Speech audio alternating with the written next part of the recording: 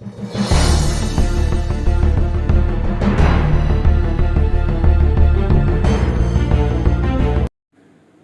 बार गिरना और बार बार गिरकर उठ जाना, यही असली लीडर की पहचान होती है।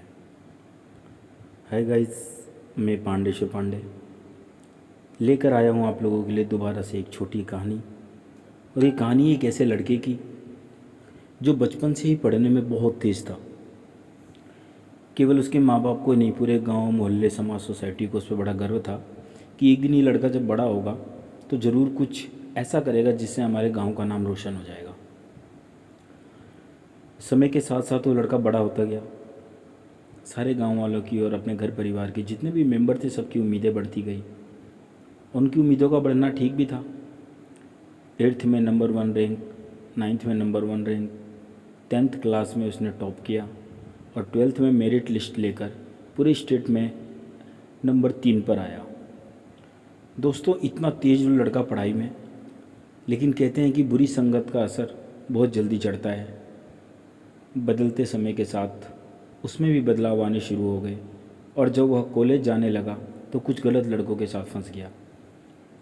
होता है ना, कई बार 12th तक तो लड़का बड़ा सीधा साधा अच्छा होता है, लेकिन कॉलेज में जाने के बाद कुछ छूट मिल जाती हैं, जैसे ड्रेसिंग सेंस सब ख़त्म हो जाता है। कई तरह की बाउंडेशन होती है जो कॉलेज में नहीं लगती। तो कुछ लड़के अपने को संभाल पाते हैं, कुछ बच्चे नहीं संभाल पाते। तो गलत लड़कों के साथ में लग गया। दिन रात इधर उधर घूमना, बियर पार्टी में जाना, पब में जाना, नशा वशा करना, रात को देर घर से आना और बहुत सी ऐसी चीज़ें जिसकी वजह से उसका पढ़ाई से ध्यान हट गया। इन सारी चीज़ों को उसके पापा रोज़ देखते थे।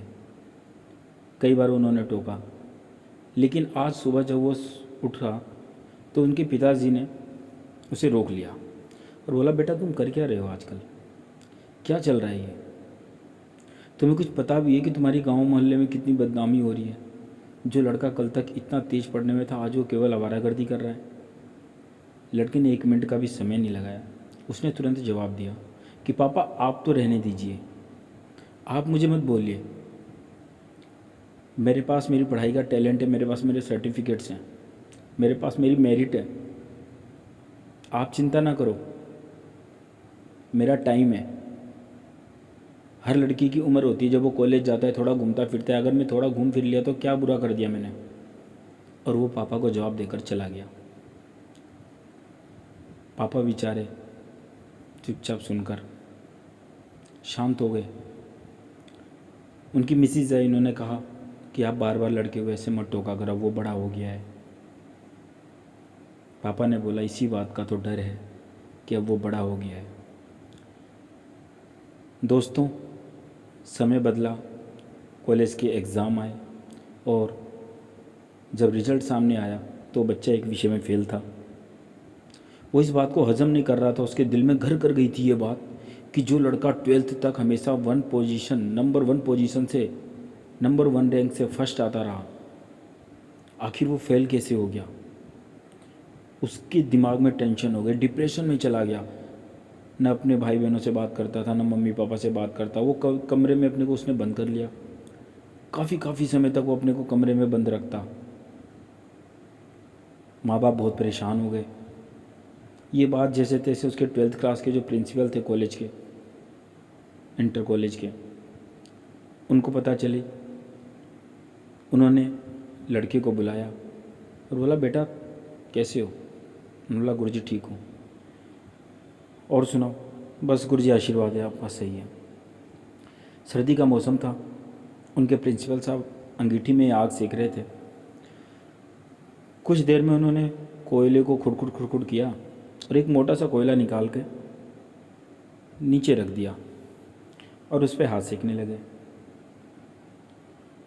लड़का देखकर बड़ा हैरान।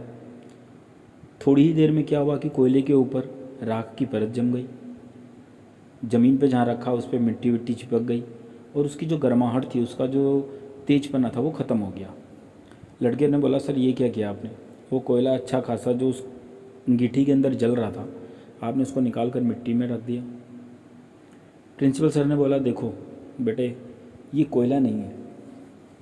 जो कहानी इस कोयले की, वो कहानी आज तुम्हारी है।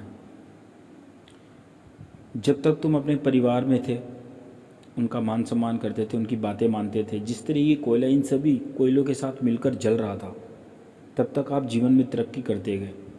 लेकिन आपने जब 12th क्लास पास करी तो कॉलेज में कुछ आवारा लड़कों के साथ, ये जो देख रहे हो ना आप, ये जो मिट्टी इस पर चिपकी हुई है, ये आवारा लड़के हैं। और ये तुम्हारे साथ लग गए। तुम्हारा तेजपना, तुम्हारा टैलेंट, तुम्हारा दिमाग सब खत्म हो गया।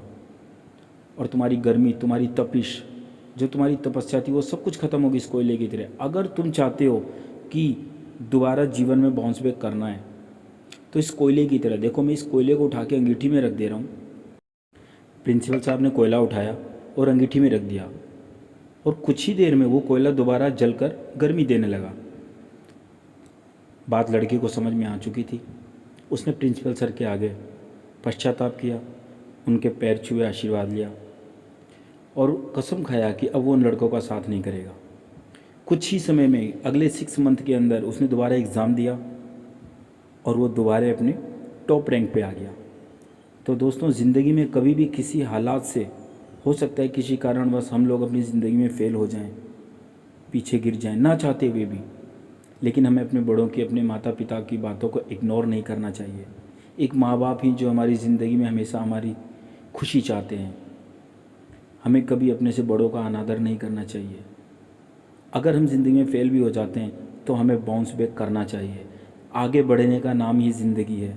जो इंसान ज़िंदगी में आगे नहीं बढ़ सकता, उसकी ज़िंदगी बिल्कुल बेकार होती है।